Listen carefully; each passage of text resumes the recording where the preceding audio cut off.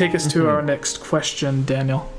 Teddy Bear, he or she, Teddy Bear asks, so we know that Breath of the Wild broke a lot of conventions for Zelda. Are there any other video game franchises that you would like to see have their conventions broken? Every yearly release of a series, aka Assassin's Creed. I mentioned this earlier. If we stick with Nintendo, I would like to see the Metroid spin on like the Destiny style gameplay. Yeah, like what you're saying. Yeah. Pretty much any franchise for me. Like, go ahead, Ashley. Sorry, we keep doing this. I'll say, it's our weird connection. We keep interrupting each other. I say Pokemon. We need an open world Pokemon. Yeah, that's a good answer. It's been too long. I need my open world Gen 4 remake.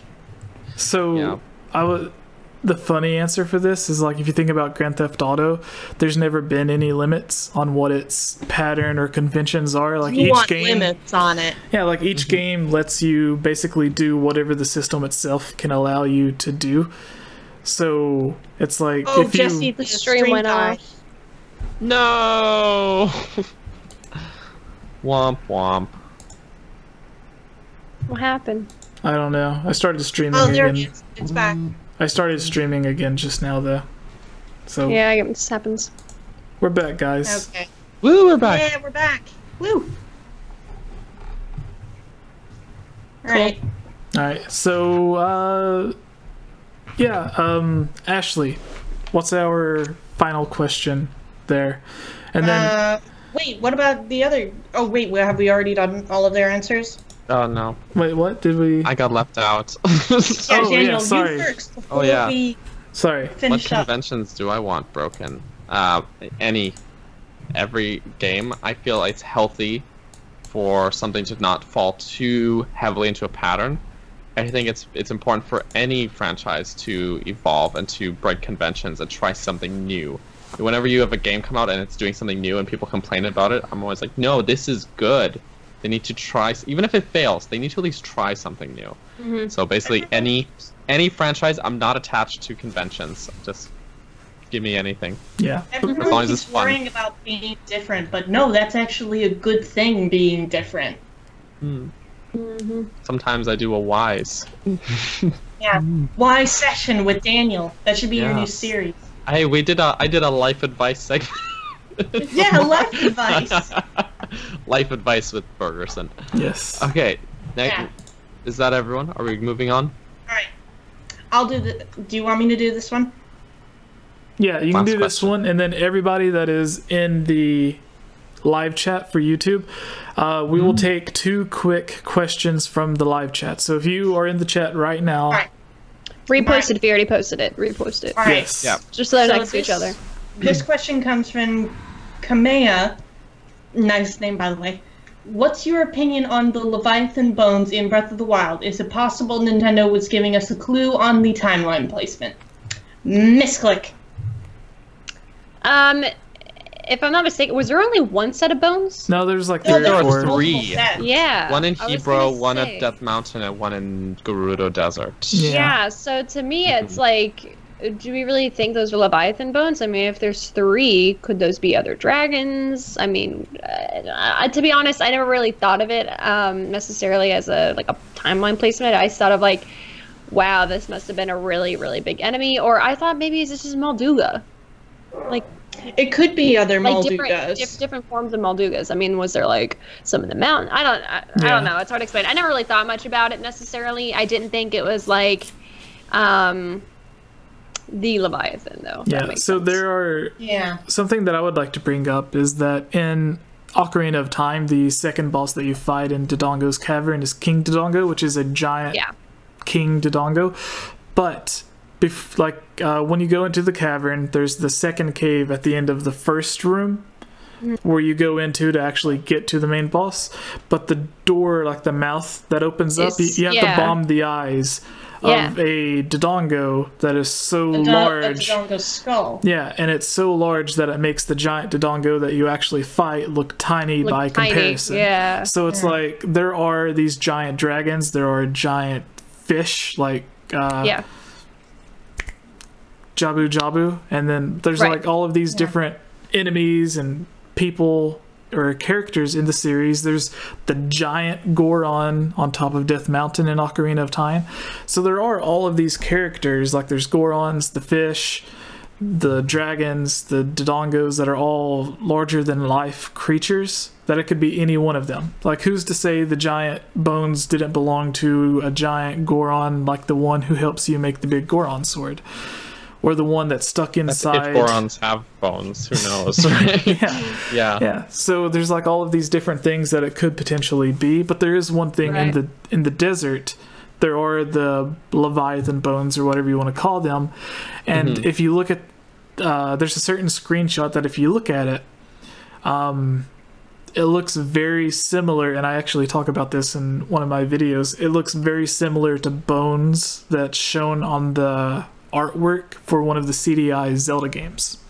Because there are, like, you see the giant rib cage in the desert, and there's like this statue or something beside it. And then if you go to the desert in Breath of the Wild, it's like the same scene almost. It's almost, it's just as similar to the artwork as the cut or the scene where Nintendo showed off, and it's like Link on the hill looking off at the Twin Peaks in the background. Like, as much as that looks like the original artwork from the first Zelda, this looks like a callback to artwork from the CDI the stream games. Went offline. Oh wait, the stream's going through weird stuff again. Oh, well, oh no, that's.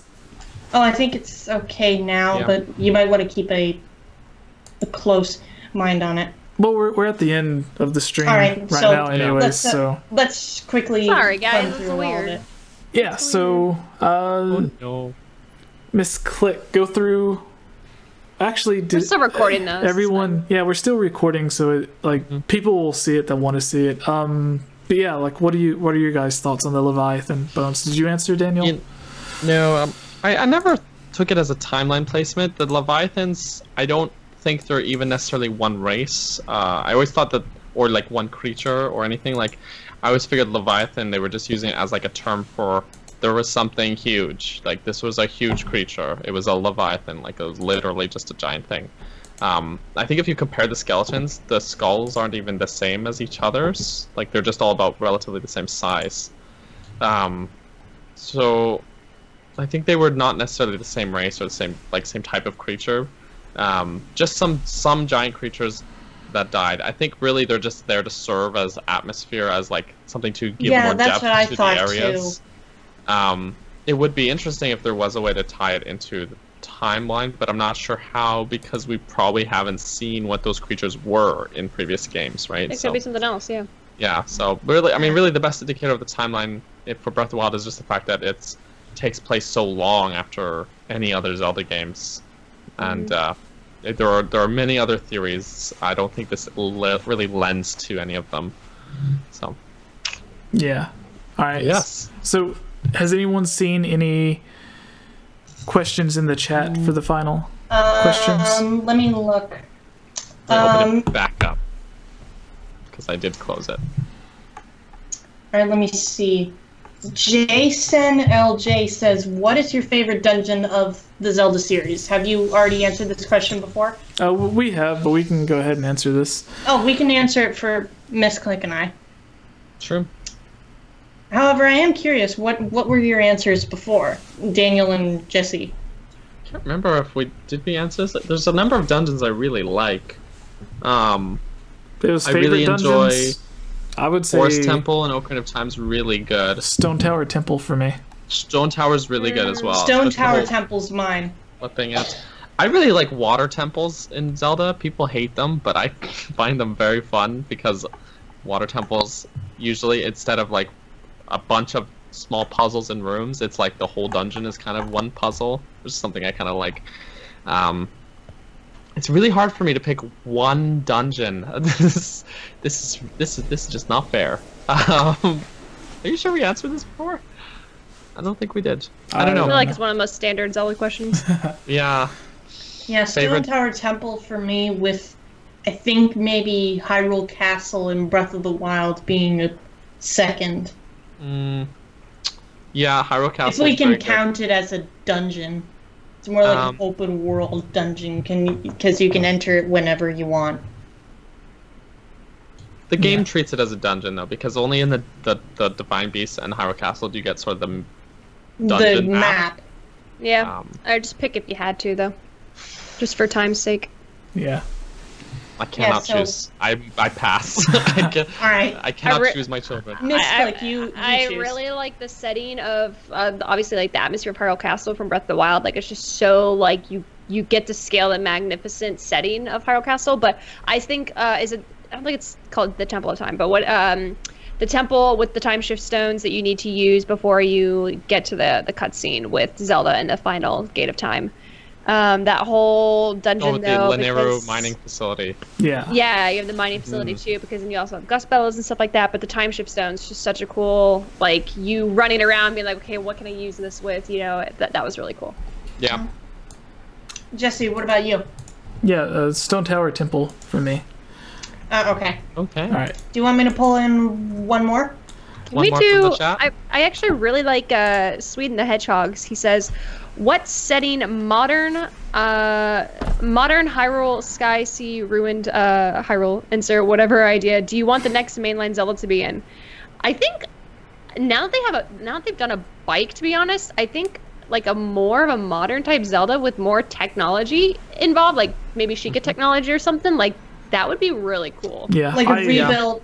In the Breath of the Wild, like the legend of 10,000 years ago, they talk about the Sheikah technology being advanced, so and Hyrule being like a technologically advanced society at that time. Yeah, I'd love to see that. Yeah. So yeah, that would be cool to see. Yeah. I see. I see a cattail. What I think would be really cool, which in Skyward Sword, there was a lot of uses of like minecart traveling, like before you got to the Lanero Sand Sea. Of Donkey Kong Country. That was fun. Yeah, that was fun. And then in Minish Cap, there was a dungeon where like you had to travel through the dungeon by a minecart.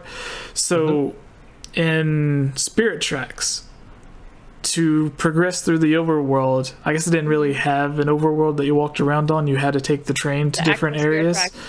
So I think it would be really cool if you had a huge 3D Zelda game like Breath of the Wild. It doesn't necessarily need to be as large, but if you had the option to ride on Epona, but you also could just like in Breath of the Wild, you can travel via boat, you can travel with Epona, you can warp places, you can travel a lot of different ways. They gave the ancient armor to the horse, so it's like even though I use the bike, I think it runs out of gas too much for me. So sometimes I'm just like, just gonna call my horse, and it appears wherever. So it's cool that they brought the two together. Yeah, it's depending on the horse you get too. Like I know, like for me, usually I have the amiibo, so I just get Epona. But most of or not most, but depending on the horse you get, some of them, including Epona, are actually faster than the motorcycle. Yeah, and they don't run out of gas. But about the question, I haven't answered the question yet.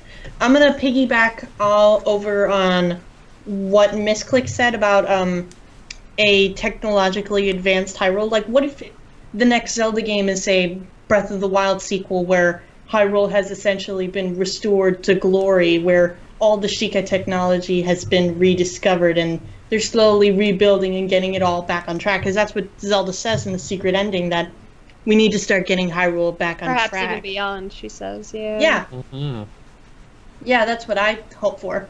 Jesse, you can answer the question, and then I want to get to one last question myself before I head out. All right, I was going to say it'd be cool if in a 3D world there was another train track sort of thing, to where it was in a 3D Zelda game, to where you're wandering around Hyrule.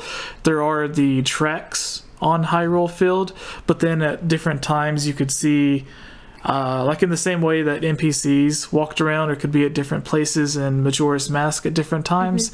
If it's like at 6 p.m.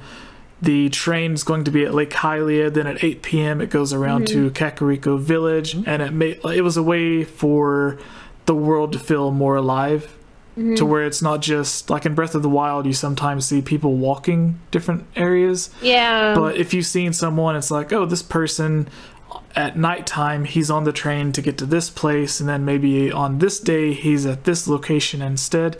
So I think it would be really interesting. And then if they had something to where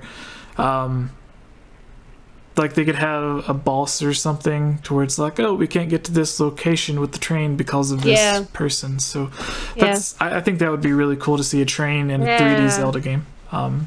So yeah, what's the final question? Final question from Knock Fox. He says, what is your favorite version of the champion/hero's tunic in the Zelda series? So it's kind of on par with like who's your favorite Link, but rather what's your favorite looking Link? And my question is automatically Fierce Deity armor. Duh, I love Fierce Deity armor, and I'm not surprised. But yeah, but my favorite regular looking Link, Twilight Princess. Twilight Princess looks very good as a got a crush hero's... on him. No. Why not? I do. Yeah, I would have to go with Twilight Princess. Ashamed. I remember whenever they first showed off artwork or a screenshot of Twilight Princess Link, it was like a zoom in of him like doing the weird spin thing with the sword and putting it in its sheath behind him. Oh yeah. And it's like you can see all of like this was on the GameCube, and you could see all of the stitches on his and the tunic. chainmail that he wears. Yeah. So it's like if they did an updated version of that, which they kind of did with the Zelda Wii U tech demo. So it's like the way that it looks more detailed, more realistic. I like that tunic more, but I also like how Skyward Sword sort of had its own unique take on it. Like you had the baggy pants instead of the tights and everything. Yeah. So, I didn't like the baggy pants. What? You can leave. Baggy pants are the best. You can leave. I wasn't into it. But I think I was gonna say Skyward Sword's really cool too, because you think that this is gonna be like so iconic, like he gets this suit made for him, it's made, to be comfortable and protect him, and it's bulletproof, and instead it's like, nope, this year the uniform's just green. There's a girl wearing like the exact same thing as Link, but she's wearing a different type with a different hat. Pippin's wearing yellow. Like there's a blue one out in the loft wing saving you from jumping off the thing at night. So it's just like, nope, that's just what they wore. So I thought that was but I feel like Twilight Princess has so much more value as a tunic. Like this was a tunic that was used by the hero of time. I don't know when though. I don't know when young Link grew up to be wearing that. Well, I think I think it doesn't explicitly say hero of time. It just says that it was a previous hero that wore that. Yeah. So it could have been Skyward Sword Links, for all we know, and it's just over time, there's more stitching and stuff added because it's worn out and been repaired. Could be, but the pants got tighter. Yeah, and then it's always, you can always take into account that it's like the way Gorons look in Twilight Princess also look different than the way they looked in Ocarina of Time, and it just comes down to, it may look identical in game, but with that game's art style, that's what it looks like from one art style to the other. To whereas like the in-game lore, they could see it looking almost identical, but to us, because it's the different art styles, it looks different. So there are the different things to where it's like all of the Link's tunics could potentially look the same aside from the baggy pants. It's just in the different art styles. Twilight Princess allows you to see the stitches, whereas Ocarina of Times just lets you see the colors. Right, and in Breath of the Wild, you can just mix and match. You can create your own hero's tunic. That's what I did. But I mean, you could just think like after he saves Hyrule, like he's probably not wearing that tunic anymore. So I mean, if you were to really think about it, like maybe a couple weeks or a month, maybe he wears the tunic. If you were to actually like kind of time it out, if he was to realistically go on a journey, and then he never wears it again. So it's evidently, like because he finishes it, he locks it up, and then he's good. Yeah, because the hero's shade wears armor, and so obviously, like as the hero of time later, he didn't stay wearing that green tunic forever. He started wearing armor or whatever. But except that for would get Toon very Link, confusing. Hero of Winds clearly kept wearing that tunic, even though he didn't like it at first, because he continues wearing it all through Phantom Hourglass. He goes back to it, and then in he keeps one of his pajamas. Yeah, he just he's like, I have this or my pajamas. That's all I own. So that's how you play through Wind Waker the second time. Oh, even if I could go to an adventure with my pajamas, I'd take the armor that I know that can protect me. My favorite part at the end of Wind Waker is like he's in the bubble and he's wearing the pajamas, but still got the bubble outline of his tunic hat. Oh yeah, that's so weird. It's just funny how they never changed that. But yeah, Twilight Princess for me as well. Just I think as well, like, is my favorite Link design. But I think crush on him. Yes. And but like I also really like the Champions tunic in Breath of the Wild, especially because Breath of the Wild, like, it shows more you know, he's got the quiver on his back and he's just like got more like straps and I don't know, He's it more just battle ready. it seems like he's more like actually carrying all the stuff that he uses, whereas in other games it's just like his bow disappears into his pouch.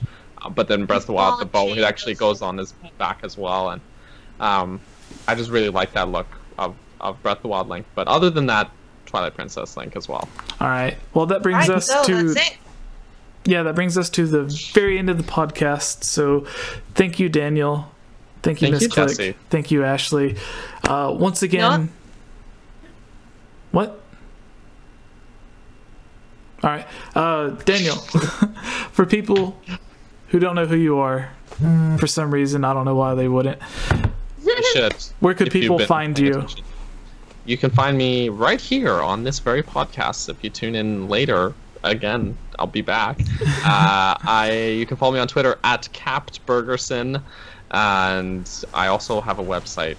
It's not as fancy as Miss Click's probably, because it's still, I keep saying it's still under construction, but I haven't worked on it since I last said that. Everybody's burgersonmedia.com, where I do stuff. And yeah, that's He's also on Discord. I'm also on Jesse's Discord, where I play with the colors of people's titles, people's roles. So that was the biggest decision we've made this week. That was my just project changing the colors of the roles.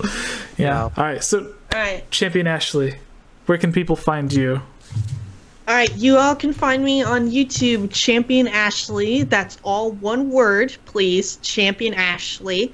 And you can also find me on Twitter as Real Ashley Akana.